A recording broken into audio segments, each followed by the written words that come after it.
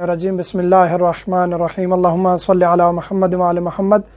मोमिनीन कराम, कल हमने जो वीडियो अपलोड की उसमें ज़िक्र किया कि बीवी या ख़ातून जो है वो मर्द पर हमेशा के लिए या मुअक्कतन कब हराम हो जाती है।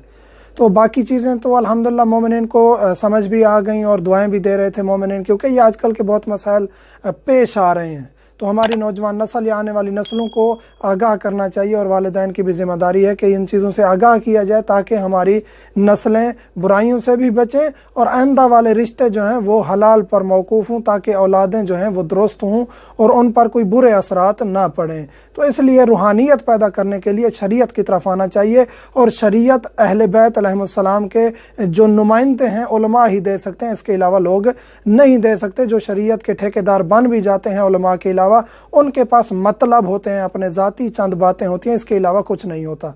तो आज हम जिक्र करेंगे कि तवाफ़ुन्निसा का जिक्र किया कि तवाफ़ुन्निसा नहीं करेंगे तो मज़हब अहले बैत फ़िक़्ह जाफ़रिया में तवाफ़ुन्निसा के बग़ैर हक़ ज़ौजियत हराम हो जाता है। तो तवाफ़ुन्निसा हर हज और उम्रा मुफ़रदा के बाद वाजिब है, हज के लिए भी और उम्रा मुफ़रदा के लिए भी। जितने हज और उम्रे किए हैं उनके लिए तवाफ़ुन्निसा करना ज़रूरी है। डिटेल हम जिक्र करते हैं। तवाफ़ुन्निसा हज और उम्रा मुफ़रदा में वाजिब है।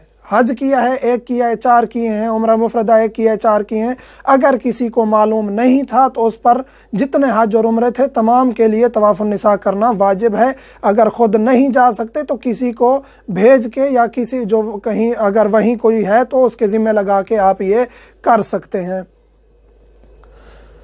ये तवाफ़ भी हज उम्रा के पहले तवाफ़ की तरह है। जो पहला तवाफ़ करते हैं अमूमी तौर पे हज का या उम्रे का, ये तवाफ़ भी तरीका वही है। 7 इसके चक्कर हैं, 2 रकत नमाज तवाफ़ है और वही नियत करनी है तवाफ़ुन्निसा की, और तरीका बाकी वही है, सुबह की नमाज की तरह इसकी 2 रकत पढ़नी है। ये तवाफ़ आखिर में है, साई करने के बाद, साई किया सफ़ा और मरवा के बाद तकसीर किया, तकसीर के बाद आपने ये तवाफ़ करना है, चाहे आपने एहराम उतार भी लिया। इस तवाफ़ के लिए एहराम पहनना भी ज़रूरी नहीं है और 2 रकत नमाज भी पढ़नी है। हज और उम्रा तो दुरुस्त है, लेकिन इसको तर्क करने से इज़्दवाजी ताल्लुक़ कायम रखना जायज़ नहीं होता। कल हमने वीडियो अपलोड की, बहुत सारे मोमिनीन, बहुत सारे, हत्ता कि हमारे कुछ करीबी जानने वाले भी परेशान हो गए हैं कि हमने तो किया ही नहीं है ये तवाफ़ुन्निसा।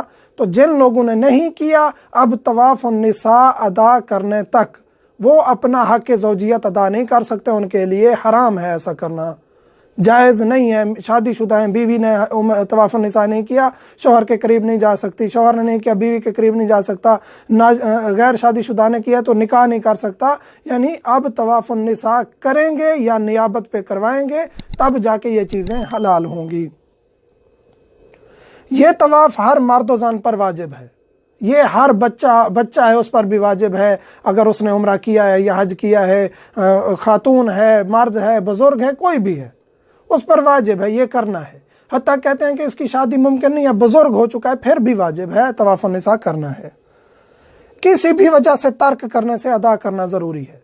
चाहे आपके 10 उम्रे हैं, 10 हज हैं, 20 उम्रे हैं, इनको आपने अंजाम देना है। यकीन हो जाए कि हाँ जी अब मेरे तवाफ़ुन्निसा हो चुके हैं, तो उसके बाद उसकी बीवी उस पर हलाल होगी या उसका शोहर उस पर हलाल होगा।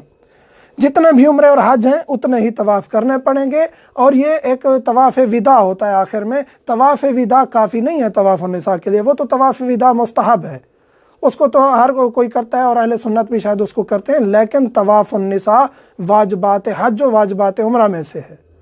तो उम्रा में आपने साई कर ली, तकसीर कर ली, उसके बाद आपने तवाफ़ुन्निसा करना है, फिर जाके आपका हक़ ज़ौजियत जायज़ होता है, हलाल होता है आपके लिए।